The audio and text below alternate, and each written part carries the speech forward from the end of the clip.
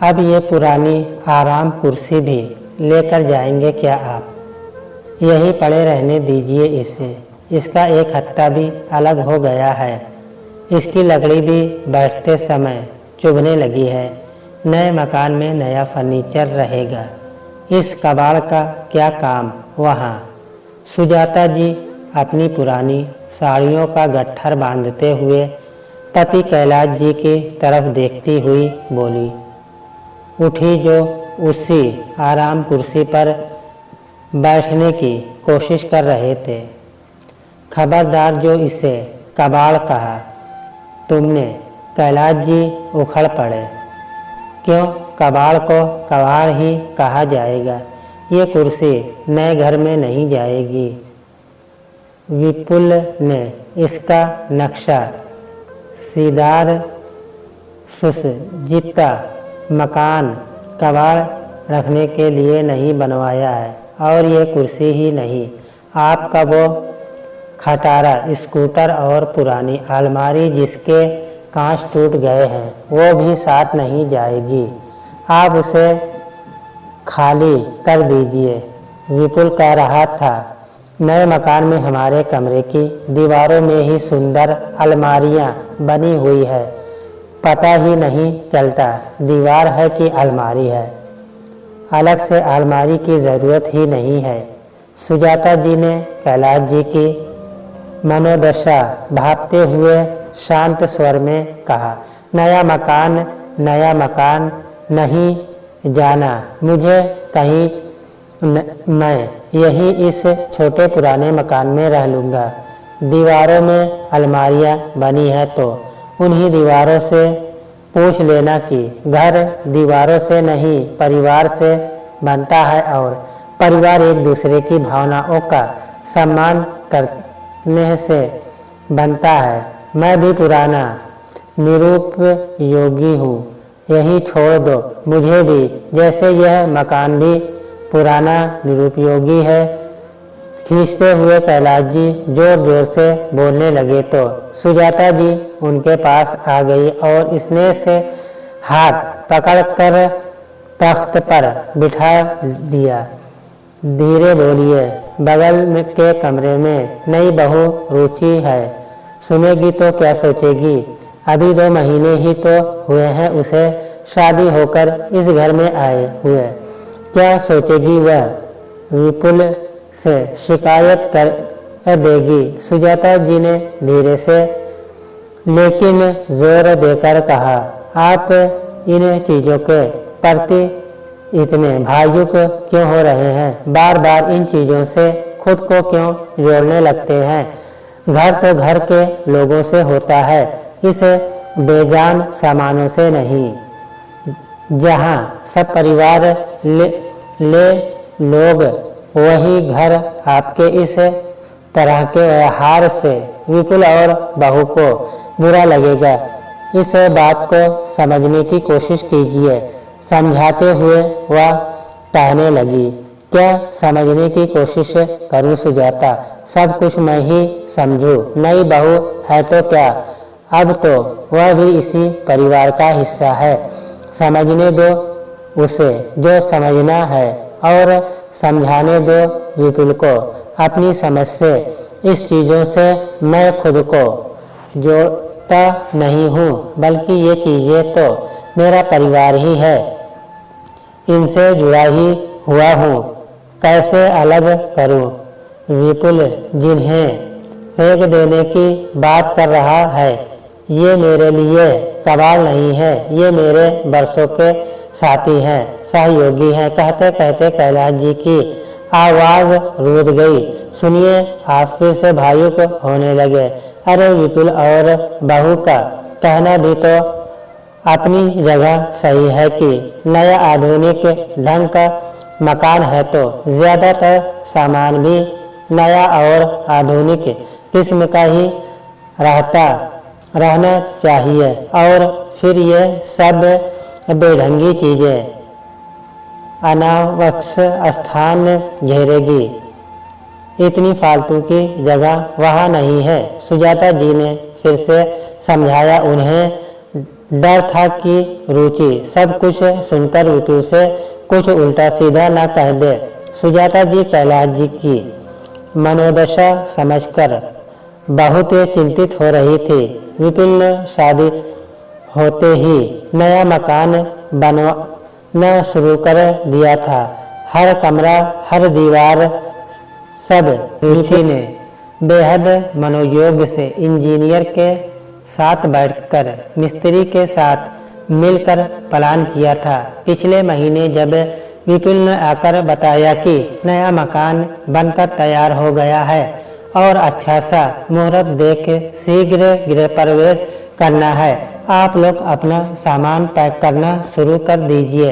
पुराने हो चुके सामान वहाँ बिल्कुल नहीं जाएंगे। बस तभी से कैलाश जी परेशान है। वह अपना सारा पुराना सामान साथ लेकर जाना चाहते हैं, भले ही वह अनुपयोगी हो चुका है। सुजाता जी समझती हैं, बेटा बहू ने इतने शौक और पसंद से नया मकान बनवाया है, वो तो अपने तरीके से ही वहाँ साज सज्जा का स्तर रखना चाहते हैं। विपिन ने प्रत्यक्ष पिता से किसी भी सामान को कबाड़ का नाम नहीं दिया, लेकिन अप्रत्यक्ष रूप से उसने उनके कमरे में रखे इन सभी सामानों की तरफ इशारा कर दिया था।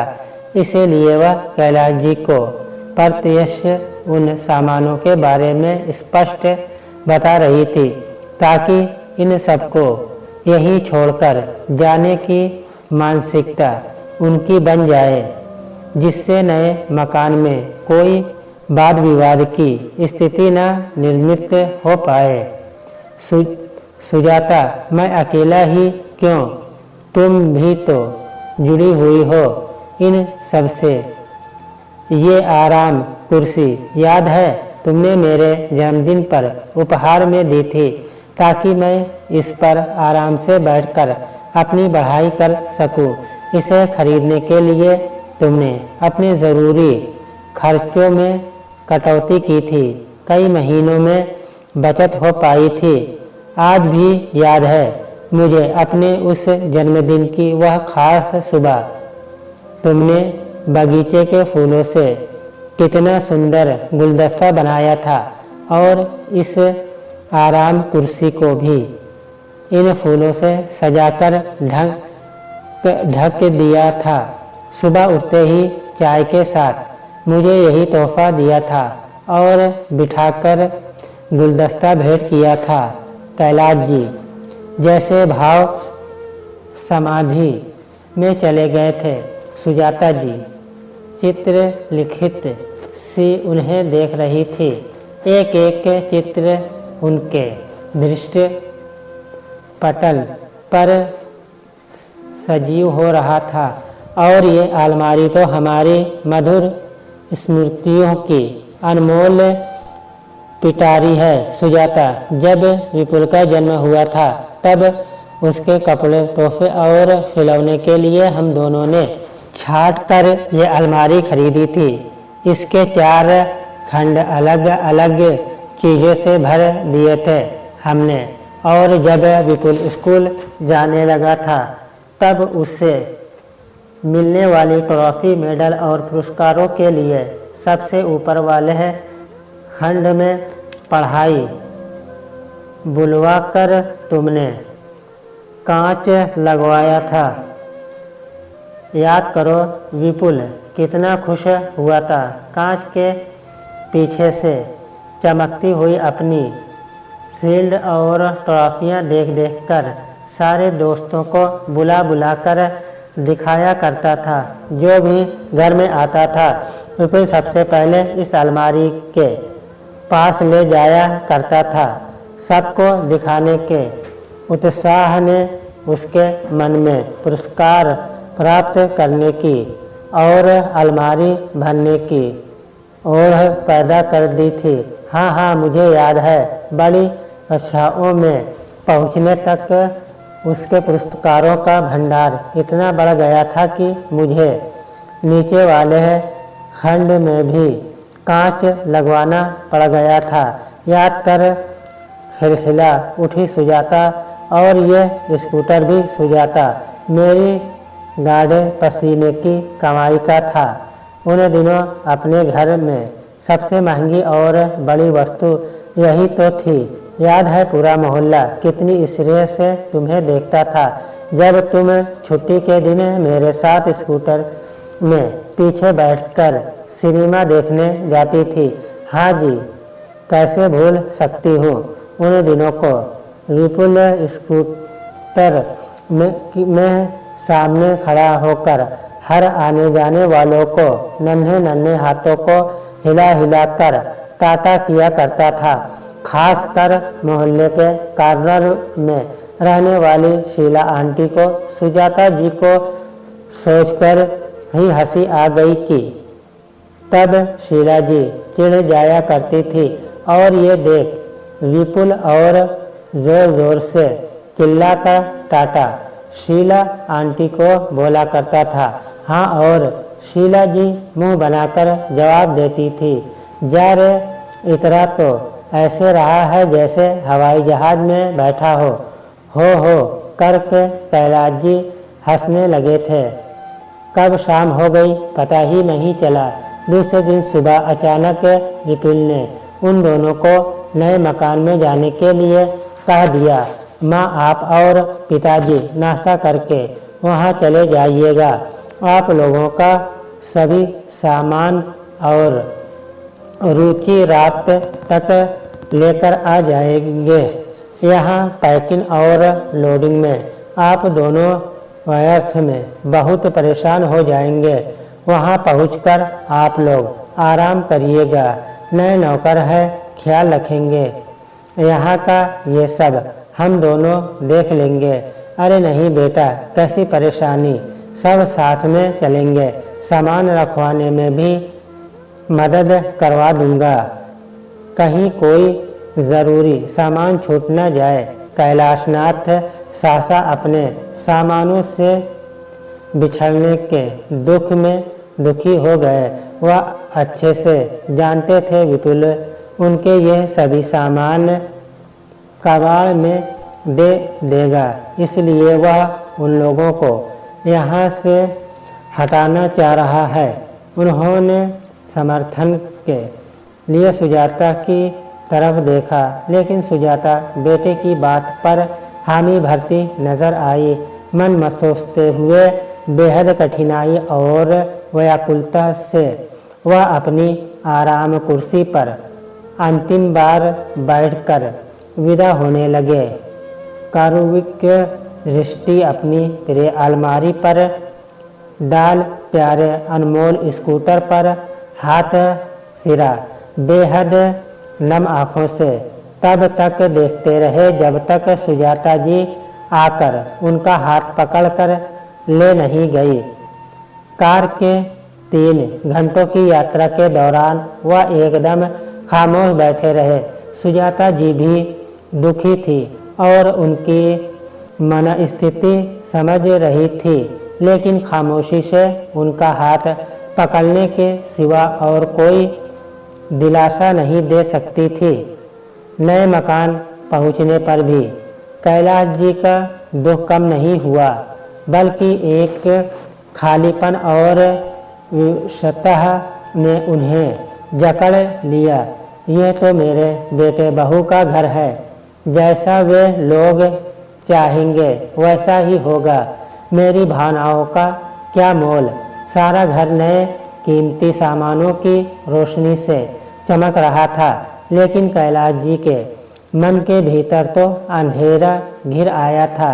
नए चमकते सोफा सेट को देख देख अपनी पुरानी आराम कुर्सी उन्हें बेहतर याद आ रही थी। अपनी आराम कुर्सी को कबाड़ में फेंके जाने की कल्पना उन्हें बेचैन किए दे रही थी। साब चाय बाहर बगीचे में लगा दिया हूँ, नए नौकर ने आकर बहुत आदर से कहा, फिर भी वह अपनी जगह से हिले भी नहीं। मुझे चाय नहीं पीनी है कहते हुए बिस्तर पर करवट लेकर फिर लेट गए। उठिए, आइए, बाहर अच्छा लगेगा, लाइट जल गई है, रात शुरू हो गई है, विपुल और बहू भी आते होंगे। इस तरह आपको मुंह उतारकर बिस्तर में पड़े देख उन्हें कैसा लगेगा। इतने उत्साह से उन लोगों ने इतना सुंदर नया मकान बनवाया है। प्रशंसा होकर तारीफ करते हुए मिलिए उनसे। सुजाता जी ने बहुत झुंझलाते हुए उन्हें फिर समझाया। तभी बाहर गाड़ी रुकने की आवाज़ आई और सुजाता जी कैलाश जी को कमरे से बाहर आने का इशारा करती झपट कर बाहर आ गई। पिताजी कहाँ हैं माँ? विपुल ने माँ को देखते ही पूछा और उनके कमरे की तरफ तेजी से बढ़ गया। पिताजी आइए, बाहर तो आइए, कुछ दिखाना है आपको। और उन्हें पकड़कर बाहर ले आया। अनमने से कैलाश जी ने बाहर आकर जो देखा तो देखते ही रह गए।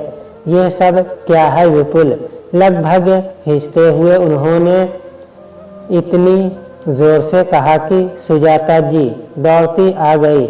बहु रुचि कैलाश जी की वही आराम कुर्सी नई सज-धज के साथ लेकर खड़ी थी। उसमें नई आरामदायक गद्दियाँ लग गई थी और दोनों हाथों पर भी गद्दियाँ लग गई थी। पिताजी लीजिए आपका पुराना साथी कहते रुचि ने आगे बढ़ उनके चरण स्पर्श कर लिए। हाँ पिताजी, और ये रहे आपके दो और साथी कहते हुए विपुल ने पुरानी अलमारी जिसमें नए कांच लग गए थे और नया सेट नया पेंट किया हुआ था, साथ पुराना स्कूटर भी गाड़ी से उतरवा पिताजी के सामने खड़ा करवा दिया।